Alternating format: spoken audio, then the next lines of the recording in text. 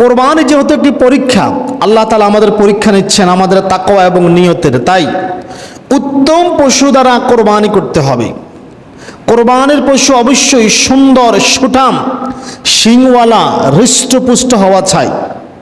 যেমনটা হাবিলের কোরবানি ছিল, যেমনটা ইব্রাহিম আলাইহিস সালামের কোরবানি ছিল। উত্তম জিনিস কোরবানি করবেন। বাজারে গিয়ে উত্তম পশু দেখবেন, গোশত হিসাব করবেন না। কি পশু দেখবেন? কোরবানি শুধু গোশত খাবার জন্য নয়, আল্লাহর সন্তুষ্টির জন্য। কার সন্তুষ্টির জন্য?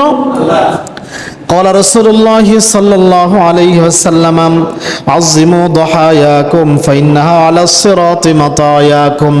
তোমরা মোটা তাজা হৃষ্টপুষ্ট শক্তিশালী পশু জবাই করো, দেখতে সুন্দর মোটা তাজা হৃষ্টপুষ্ট পশু জবাই করো। কেননা ফাইন্নাহা আলাস সিরাতি মাতায়াকুম, কেননা এই পশু তোমাদের ফুলসিরাতের ফারাফারের সাওয়ারি হবে। আল্লাহু আকবার। এখন লেড়াবুতা, ল্যাংড়া, খোঁড়া, কানা, দুর্বল পশু কি সাওয়ারি হইতে পারবে? হ্যাঁ, হৃষ্টপুষ্ট দেখে পশু কোরবানি করবেন। সাধ্যের মধ্যে শিংওয়ালা, মুসিন্না, দুধের দাঁত বেগে নতুন দাঁত উঠেছে, হৃষ্টপুষ্ট পশু ক্রয় করার চেষ্টা করবেন। নবী সাল্লাল্লাহু আলাইহি সাল্লামের কোরবানির পশু কেমন ছিল হাদিস থেকে জানা যায়। নবী সাল্লাল্লাহু আলাইহি সাল্লাম কেমন কোরবানি করতেন? হযরতে আবু সাঈদ আল খুদরি রাদিয়াল্লাহু তাআলা আনহু বলেন, কানা রাসূলুল্লাহ সাল্লাল্লাহু আলাইহি ওয়াসাল্লাম ইউদাহি বিকাবশিন আকরানা। রাসূল সাল্লাল্লাহু আলাইহি সাল্লাম শিংওয়ালা শক্তিশালী দুম্বা কোরবানি করতেন। রাসূল সাল্লাল্লাহু আলাইহি সাল্লাম শিংওয়ালা শক্তিশালী দুম্বা কোরবানি করতেন। ফাহিলা ইয়ানজুরু ফি সাওয়াদিন, যেই পশু কালোতে খায়। কি দিয়ে খায়?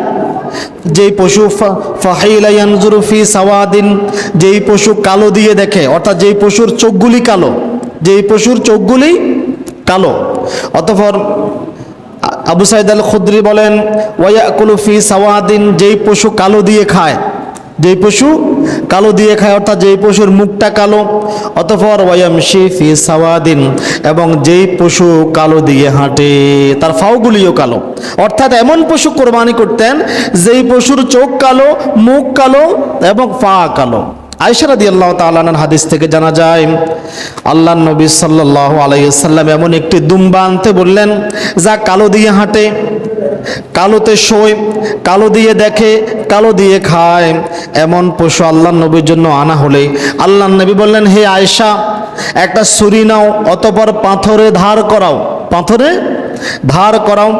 আয়েশা রাদিয়াল্লাহু তাআলা আনহা বলেন, আমি পাথরে ধার করাই ছুরি দিলাম। আল্লাহর নবী পশুটিকে তার পাঁজরের উপরে শোয়ালেন এবং জবাই করার সময় বললেন, বিসমিল্লাহি আল্লাহুম্মা তাকাব্বাল মিন মুহাম্মাদিন ওয়া আলি মুহাম্মাদিন ওয়া মিন উম্মতি মুহাম্মাদিন। আল্লাহু আকবার। আল্লাহর নবী বললেন, বিসমিল্লাহ, আল্লাহর নামে শুরু করছি। আল্লাহুম্মা তাকাব্বাল, হে আল্লাহ কবুল করো, মিন মুহাম্মাদিন, মুহাম্মাদের পক্ষ থেকে। কার পক্ষ থেকে? ও আলি মুহাম্মাদিন, মুহাম্মাদের পরিবারের পক্ষ থেকে। ওয়া মিন উম্মতি মুহাম্মাদিন, মুহাম্মাদের উম্মতের পক্ষ থেকে। আল্লাহু আকবার। একটা বকরি কোরবানি করছেন, দুম্বা কোরবানি করছেন, সবাই এর ভিতরে অন্তর্ভুক্ত করে ফেলছেন। আপনার নিয়তের কারণে আপনার নিয়ত তো আপনার কোরবানিও হয় না, আপনার কোরবানিও হয় না, কেউ নেকিও পায় না। হুজুর আমার নামে কোরবানি, আপনার নামে কি কোরবানি হবে? কোরবানি হয় কার নামে?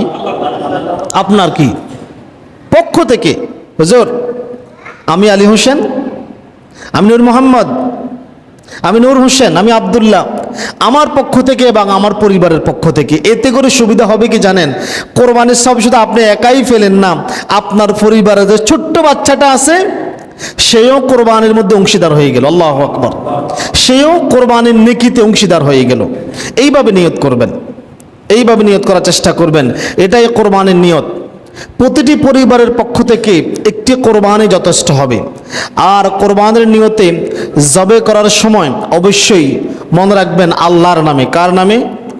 পরিবারের ব্যক্তির পক্ষ থেকে কোরবানি হয়, মুমিন মুসলমানদের পক্ষ থেকে কোরবানি হয়। তাহলে আপনার এক কোরবানিতে সবাই নেকিতে অংশীদার হয়ে যাবে।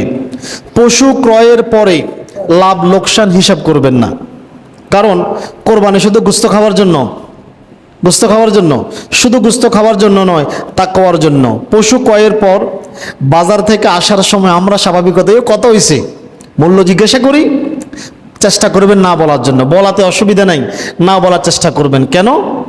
নেওয়ার সময় বলবেন নাও, দাম বেশি হয়ে গেছে, মনের ভিতরে খুতুর খাতর ঢুকবে, আহারে ঠকি না গেলাম, ঠিক না?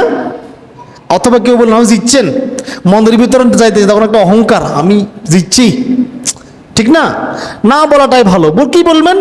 আলহামদুলিল্লাহ, আল্লাহর সন্তুষ্টির জন্য কোরবানি করব, দাম হিসাব করি নাই, দাম হিসাব করি নাই, গুস্ত তো সবসময় খাই, মূল্য যা হয়েছে হয়েছে, আল্লাহর জন্য কোরবানি করব, লাভ লোকসানের হিসাব করবেন না, কারণ আল্লাহ তাআলা গোপন দানকে বেশি পছন্দ করে।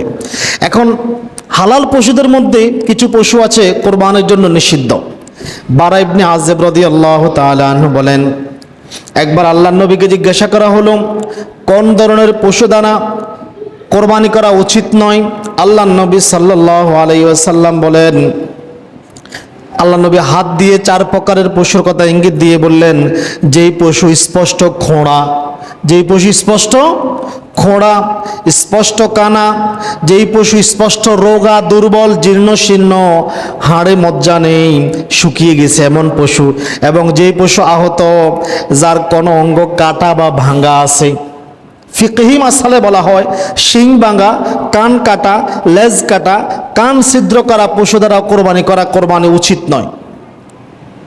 গ্রাণ শক্তি নষ্ট হয়ে গেছে এমন পশু দ্বারাও কোরবানি করতে আল্লাহ নবী নিষেধ করেছেন। তবে নিখুঁত কোনো পশু আপনি বাড়িতে ক্রয় করে আনার পরেই গাড়ি থেকে নামানোর সময়, ঘরে ঢুকানোর সময় কোনো কারণে যদি একটু সমস্যা হয় বা নতুন কোনো খুঁত দেখা দেয়, এতে কোরবানি হবে, অসুবিধা নেই।